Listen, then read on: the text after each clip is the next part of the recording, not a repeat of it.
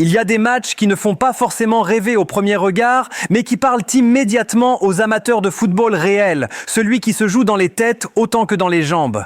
Mali contre Tunisie, c'est exactement ça. Une affiche qui ne promet pas forcément un feu d'artifice sur le papier, mais qui peut se transformer en un véritable piège émotionnel, tactique et mental. Un de ces matchs où personne ne veut perdre, où personne n'ose vraiment se livrer et où le moindre détail peut décider du sort d'une qualification. Et si cette rencontre revient encore et encore dans l'histoire récente du football africain, ce n'est pas un hasard. Ces deux équipes se croisent souvent, se connaissent presque par cœur, se respectent parfois trop, au point de se neutraliser. On se souvient tous de ce nul lors de la dernière Coupe d'Afrique. Un match fermé, tendu, frustrant, qui n'avait rassuré ni l'un ni l'autre. Aujourd'hui, le décor est similaire, la pression aussi, mais le contexte mental est radicalement différent. Parce que cette fois, la question n'est pas seulement de savoir qui est le plus fort, mais qui a réellement envie de prendre ce match à bras le corps. Du côté de la Tunisie, il flotte une sensation étrange, difficile à définir mais impossible à ignorer. Ce n'est pas une crise ouverte, ce n'est pas le chaos, mais une forme de retenue, presque une hésitation collective. Une équipe qui semble consciente de son potentiel, mais qui joue parfois avec le frein à main. Face au Nigeria, on a vu une réaction, un sursaut d'orgueil, une fin de match plus agressive. Face à la Tanzanie, en revanche, quelque chose a manqué. Pas la qualité technique, pas l'expérience, mais l'intention. Cette volonté claire d'imposer sa loi, de prendre le contrôle émotionnel du match. La Tunisie donne parfois l'impression de savoir exactement ce qu'elle devrait faire, sans toujours le faire au bon moment. Et c'est ce qui la rend à la fois dangereuse et vulnérable. Parce que individuellement, il y a des profils capables de faire basculer une rencontre. Mais collectivement, le moteur ne tourne pas toujours à plein régime. En face, le Mali avance avec une réputation un peu injuste, celle d'une équipe sérieuse, structurée, dominante dans le jeu, mais incapable de tuer ses matchs. On la chambre souvent pour sa finition, pour ses occasions manquées, pour ses scénarios où elle maîtrise sans concrétiser. Pourtant, quand on prend le temps de regarder les rencontres de près, notamment face aux Comores, on voit autre chose. Une équipe extrêmement cohérente, disciplinée, compacte, qui concède très peu de situations franches. Le score ne raconte pas toujours la réalité de ces matchs. Le Mali contrôle l'espace, contrôle le rythme, contrôle les zones clés. C'est une équipe qui sait exactement où elle veut amener son adversaire. Elle construit ses matchs comme on construit un siège, lentement, méthodiquement, sans s'affoler. Et c'est là que ce duel devient fascinant, parce que la Tunisie, sur le plan théorique, possède tous les outils pour gêner ce Mali. Intelligence de placement, transition rapide, capacité à sortir proprement sous pression. Mais encore faut-il accepter de jouer avec intensité, de courir sans ballon, de presser ensemble, ce qui n'a pas toujours été le cas depuis le début de la compétition. Le Mali, lui, n'a pas besoin d'en faire beaucoup. Il sait attendre, fermer les espaces, imposer un tempo qui endort l'adversaire. Et surtout, il peut s'appuyer sur un milieu de terrain extrêmement solide, capable de récupérer, de casser les lignes par la conduite, par la projection, par la présence physique. À ce niveau-là, l'équilibre malien est impressionnant. Ce match ressemble presque à un match de la peur. Un but peut tout changer, une égalisation aussi. Et très vite, on peut basculer dans un scénario de prudence excessive, où chaque équipe joue davantage pour ne pas perdre que pour gagner. Et c'est précisément pour ça que cette rencontre compte autant. Parce qu'elle agit comme un miroir. Elle révèle où en sont réellement ces deux sélections. Non pas dans les discours, mais dans leur vérité de terrain.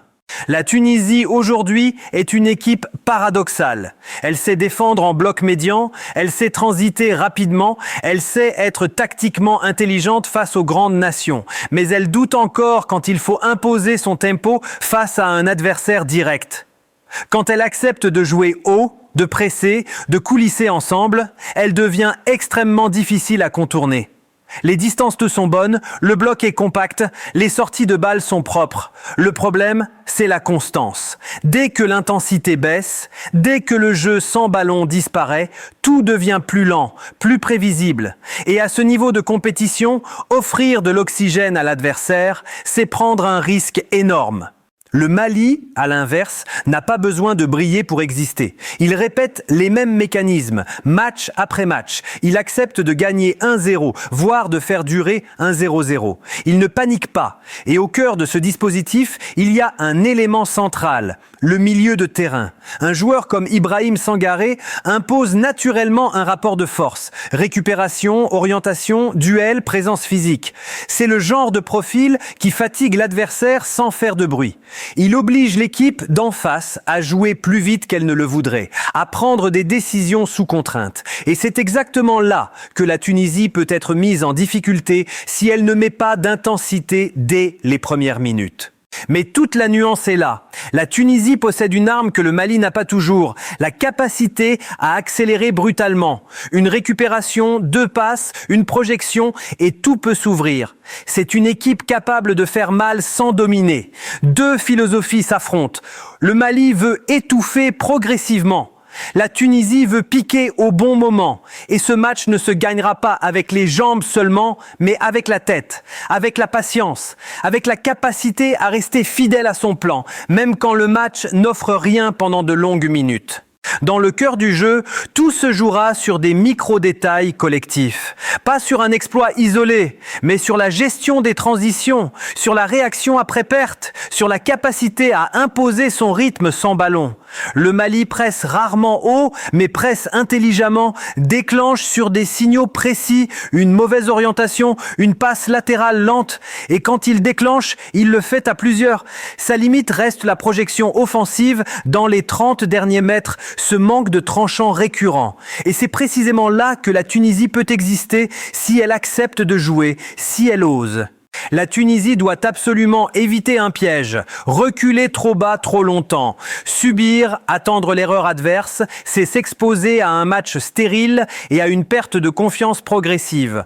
En revanche, si elle va chercher le Mali par séquence, même brièvement, elle peut créer des brèches suffisantes. Ce match peut basculer sur un coup de pied arrêté, une relance ratée, une transition mal gérée. Et dans ce genre de scénario, on n'est jamais très loin d'un match qui se ferme avant de se jouer au nerf. Les scénarios sont multiples. Un Mali qui impose son rythme et étouffe lentement. Une Tunisie qui assume enfin le rapport de force. Ou un match qui se neutralise jusqu'au bout, où la peur de l'erreur prend le dessus, ouvrant la porte à une séance de tir au but. Les signaux à observer sont simples. La hauteur du bloc tunisien, la capacité du Mali à récupérer après perte, l'audace des latéraux, le langage corporel. Tout parle dans ce type de match. Ce Mali-Tunisie n'est pas un match spectaculaire par essence. C'est un match révélateur. Il dira qui est prêt mentalement pour la suite, qui accepte la pression, qui ose quand il le faut. Et c'est souvent dans ce genre de rencontres, tendues, fermées, presque silencieuses, que se révèlent les vraies équipes de tournoi. Parce que parfois, le football ne crie pas, il murmure. Et seuls ceux qui savent écouter comprennent ce qu'il raconte.